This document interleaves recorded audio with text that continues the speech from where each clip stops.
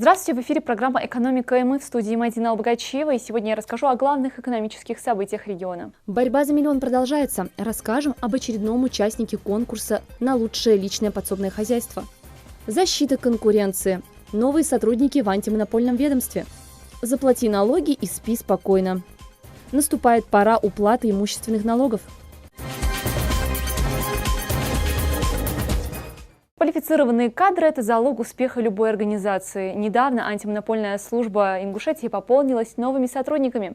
Молодые и амбициозные стоят на страже честной конкуренции. О них наш следующий сюжет. Многие не знают, что такое Федеральная антимонопольная служба и чем занимаются сотрудники этого органа исполнительной власти. А ведь они вносят неоценимый вклад в развитие экономики. Антимонопольный орган в своей деятельности преследует достижение следующих целей: создание положительных условий для развития конкуренции, обеспечение равного доступа на рынок среднего и малого бизнеса, достижение высокого уровня эффективности бюджетных расходов при осуществлении государственных закупок, обеспечение равного доступа к продукции естественных монополий, устранение ограничивающего конкуренцию влияние органов публичной власти на функционирование рынков. Каждый работник антимонопольной службы – это уникальный профессионал, который способен разбираться в многочисленных вопросах и решать проблемы разного формата. От профессионализма и личных качеств каждого отдельно взятого сотрудника зависит результативность работы службы, а также качество исполнения государственных функций. Это не та работа, где можно просто отсидеться в течение дня, а в конце месяца получить зарплату. Тут работают настоящие трудоголики, которые фактически живут этой работой. По-другому тут не получится. Одним из сотрудников управления антимонопольной службы по Ингушетии является Магомед Тутаев. Парень занимает должность бухгалтера. Окончил ИНГУ.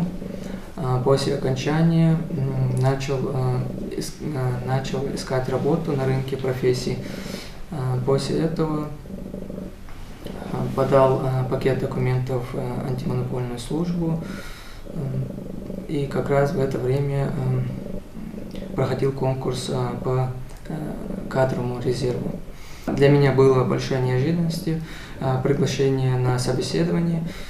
После этого я стал главным бухгалтером управления. Магомед по образованию финансист. Он уже успел поработать в частных компаниях, также работал в Министерстве культуры, а затем, узнав, что в УФАС есть вакантное место главного бухгалтера, подал документы и прошел конкурсный отбор.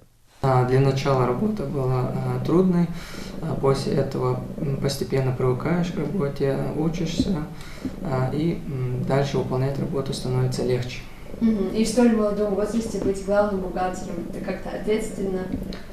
Конечно, ответственно быть вообще бухгалтером, потому что ты имеешь дело с финансами, отдаешь зарплату людям, и это ответственная работа. Также недавно управление пополнилось еще одним молодым сотрудником. Это Ахмед Таршхоев. Он окончил Ингушский госуниверситет по специальности государственное и муниципальное управление. Работаю сравнительно недавно. Учусь в Государственном университете юстиции в Калужском филиале. Узнал, что проводится конкурс на замещение вакантной должности. Подал документы в кадровый резерв. И после окончания конкурса узнал, что я прошел и трудоустроен в управление.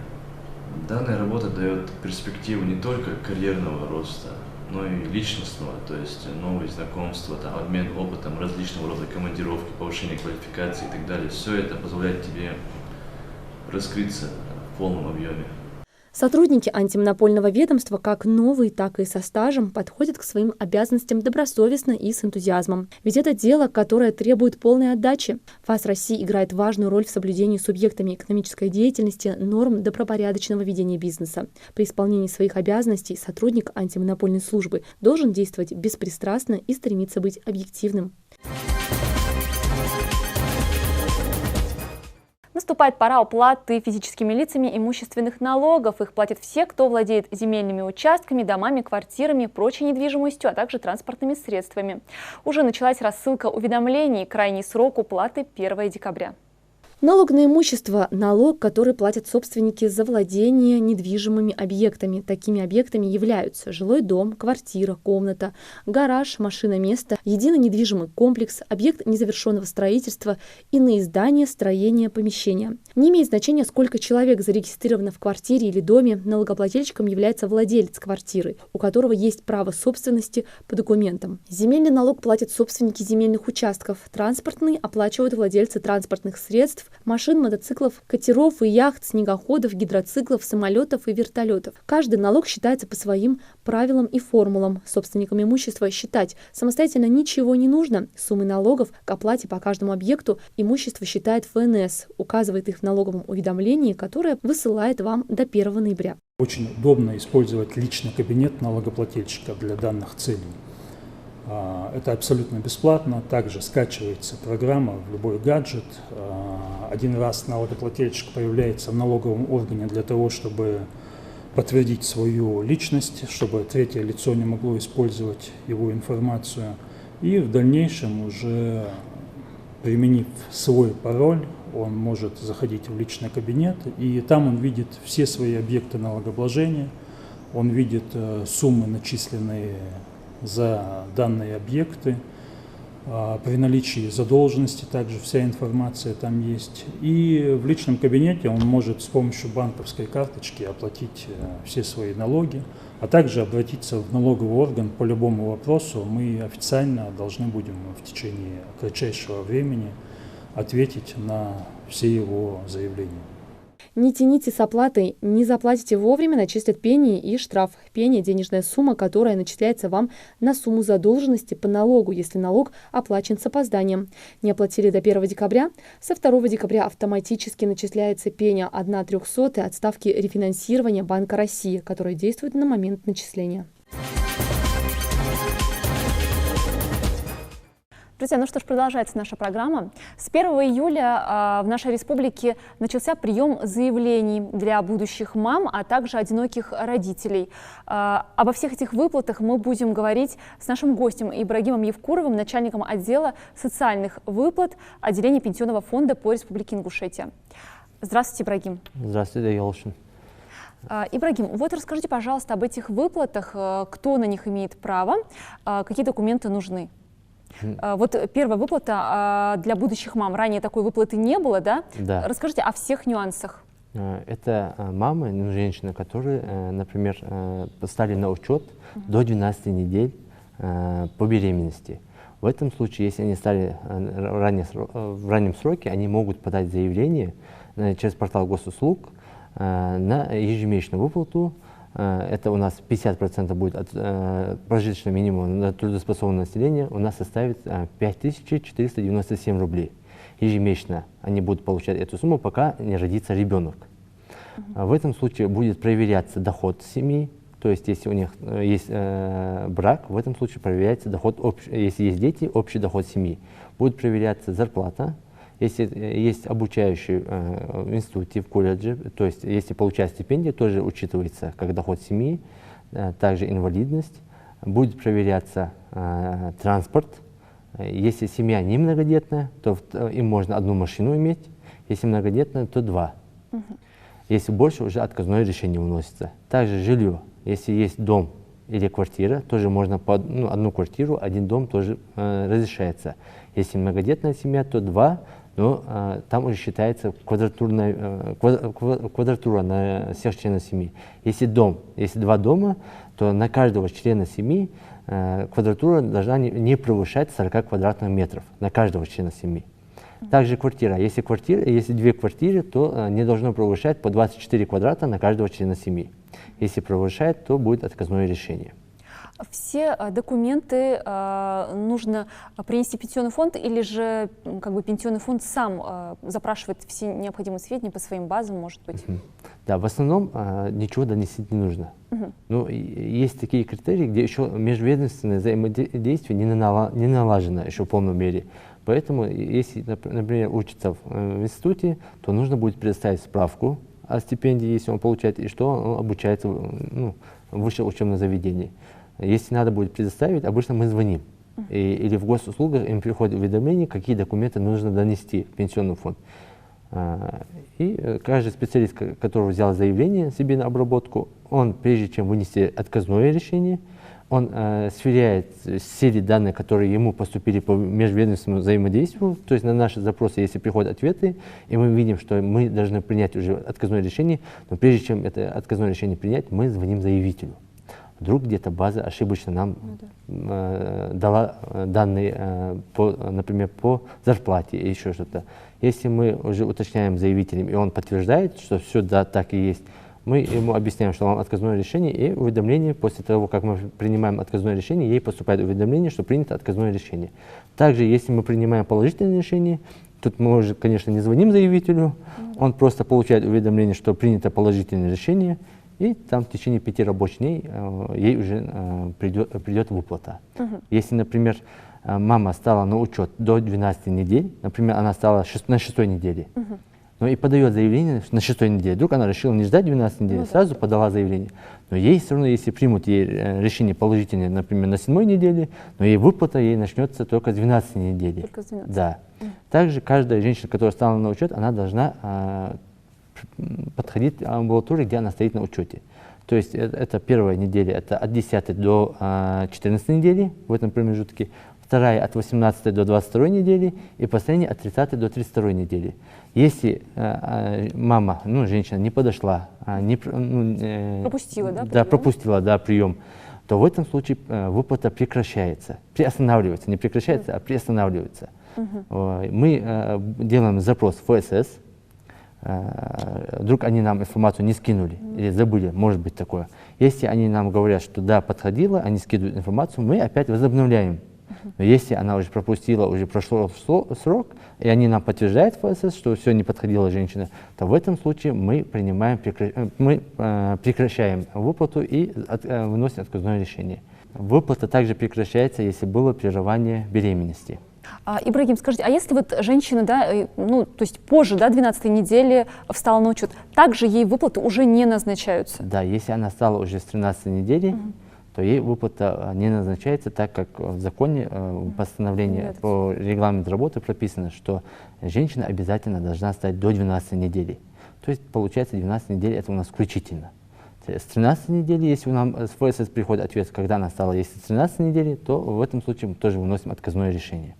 До сих пор есть граждане, которые не зарегистрированы на портале госуслуг. Вот в этом случае можно обратиться прямо в пенсионный фонд? Да, если, например, граждане есть, которые не зарегистрированы на портале госуслуг, у них нет личного кабинета, но я бы им посоветовал бы создать. Почему? Потому что это удобно.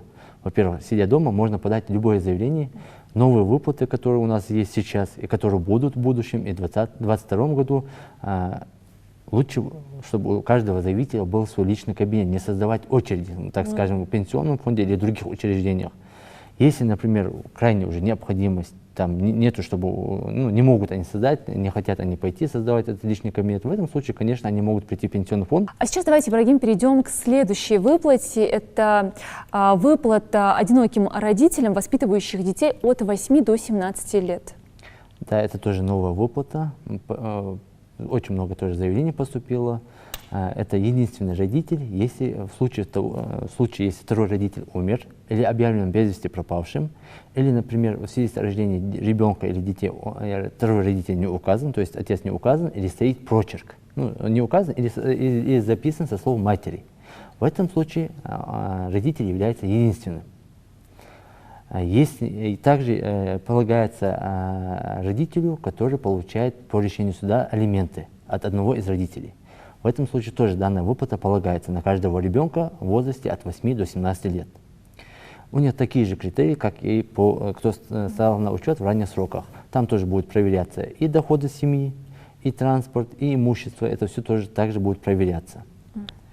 Заявление также можно подать через портал госуслуг, но если, например, есть опекун детей, например, два родителя или умерли, или, например, они лишены родительских прав, то в этом случае опекун имеет право подать заявление, но уже лично в пенсионном фонде. С оригиналом документа он подходит.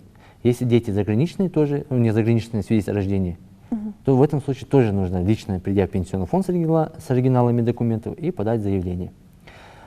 Там уже будет 50% от трудоспособного населения на ребенка. То есть у нас в регионе это составит сумма, ежемесячная сумма до исполнения ребенком 17 лет будет ежемесячно начисляться на счет заявителя 5750 рублей. На каждого ребенка. Если там двое в этом возрасте, то на 2 детей будет считаться уже 11 500. Вот. Я думаю, это хорошая помощь в семье. И я бы хотел еще подчеркнуть, что на эти выплаты, что женщина, которая стала на учет в ранние сроки, и что выплата на детей от 8 до 17 лет единственному родителю, им нужно указывать именно счет карта МИР. Не имеет значения, какой банк, но обязательно карта МИР. Счет реквизиты, счет МИРа. Карты МИРа. Виза, MasterCard не подходят. Да, не подходят. Будут возвраты, потом будут опять уточнять реквизиты счета. Это займет много времени, так что лучше изначально уже поставить счет правильный. Также вот есть новая выплата. Это вот в связи с наступлением нового учебного года школьникам. Вот об этом тоже расскажите, какие документы необходимы, кто может претендовать. Да, если в семье есть дети в возрасте от 6 до 18 лет, то таким семьям предусмотрена выплата, разовая выплата в размере 10 тысяч рублей по указу президента на каждого ребенка в размере 10 тысяч рублей. Такая выплата полагается всем семьям, у которых есть дети, например, в этом возрасте, но там не проверяется ни доход, ни имущество, ни транспорт, ничего не проверяется. Главное, что заявитель при подаче заявления указывал верные данные детей. Если дети подтверждаются, ЗАГС нам подтверждает, да, дети есть, и они дети заявителя, то в этом случае выплата назначается на счет заявителя. Там уже не имеет значения, какой счет они предоставят. То есть там можно и МИР, и Виза, и MasterCard, там не имеет значения. Это разовая выплата, там не обязательно карту МИР указывать. Мы начали принимать заявление уже с 15 июля. Заявление можно будет подать до 1 ноября текущего года. Выплату в течение какого времени получат родители? По указу президента, все, кто подал заявление с 15 июля, выплату получат с 16 августа. Но дальше, кто подает уже заявление после 16 августа, в течение 5 рабочих дней будут осуществляться выплаты. Ну что ж, Ибрагим, спасибо вам за интервью, успехов в работе. Спасибо вам, всего доброго. Друзья, я напоминаю, что в гостях у нас сегодня был Ибрагим Евкуров, начальник отдела социальных выплат отделения Пенсионного фонда России по Республике Ингушетия. Ну что ж, на этом наша программа не заканчивается, оставайтесь с нами. Конкурс на лучшее подсобное хозяйство в Ингушетии продолжается. Главный приз, напомню, 1 000 000 рублей. Сейчас независимая комиссия проводит оценку и отбор участников. Ну а я вас познакомлю с очередным конкурсантом. Мать 9 детей и бабушка 34 внуков. В свои 82 года не может сидеть без дела. Она знает, что ее труд приносит реальную пользу родным. В ее огороде обилие плодовых кустарников. Все культуры в хозяйстве соседствуют по законам огородничества. Каждое утро Марем начинается с полива овощей и выкорчевывания сорняков. Ирина,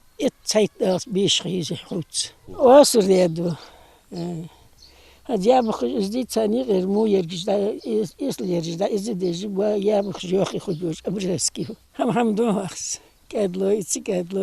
Секрет хорошего урожая овощей прост. Максимум внимания, поэтому и сажать их нужно с хорошим настроением, иначе не вырастут или заболеют. О своих зеленых подопечных Марем даже рассказывает с любовью. Здесь 2 десятка кустов помидоров и столько же огурцов. Чуть дальше грядки с редисом, картофелем, сладким перцем и тыквой.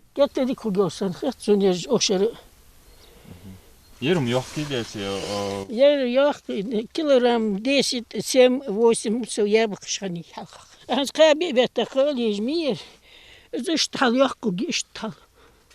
Свое первое подсобное хозяйство Марем завела в 1957 году по возвращении из Казахстана. Навыки земледелия переняла от родителей. Еще в 5-летнем возрасте помогала им с хозяйством. Во время ссылки огород спасал всех от голода. Нужда переросла в привычку. Ранний подъем и труд в огороде остались на всю жизнь. В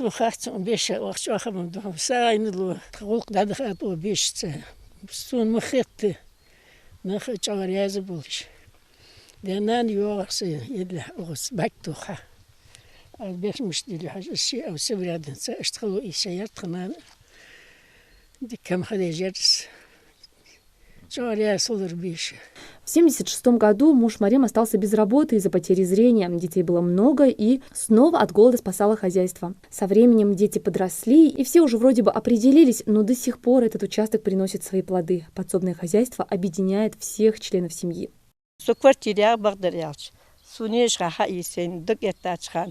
Даже цени кусок як, а вот и лачул мама я бахсун. Квартиру за цени жали гвачиш. Нам мама тудя гай багдад. Хазад миг дочхан да те да я могу жвач вот да. Тут мама с чока хигат багдадч. И сейчас даже вот Адам все свободное время у огороде. Я, например, здесь удовольствие получаю. Свою искренне. Вот сейчас я пришла тоже, я там баргиш. И для этого цех бац, баргиш мурит баха. Семья. Так, и поэтому здесь тишина такая. Здесь бывает гурьба. Со внукуш хабаса, со внукуш божьей маме, правнукуш бишь. Черешня, бар, абрикос, бергяныш, мехар, бишь.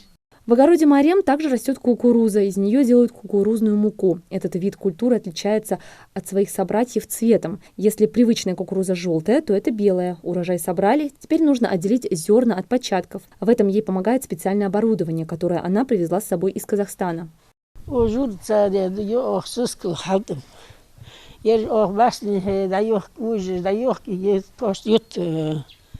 Горбун урсапыч журбак ездохда ахалу бесчо.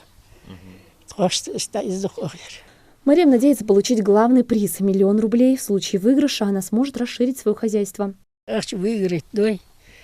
Если мы теплица, если дома тракторица, верно, осло де душ. Цацхам дагли де дикамар мох дочь. $20 ходит азус. Имя победителя станет известно 31 августа. Финалисты, а их будет 13, получат дипломы и денежные призы. Первое место – 1 000 000 рублей и до 50 000 за 10 последующих. Финансирует сельскохозяйственный конкурс Резервный фонд правительства республики. Ну что ж, друзья, на этом выпуск программы «Экономика» ему подошел к концу. Я с вами прощаюсь. Всего доброго. До встречи.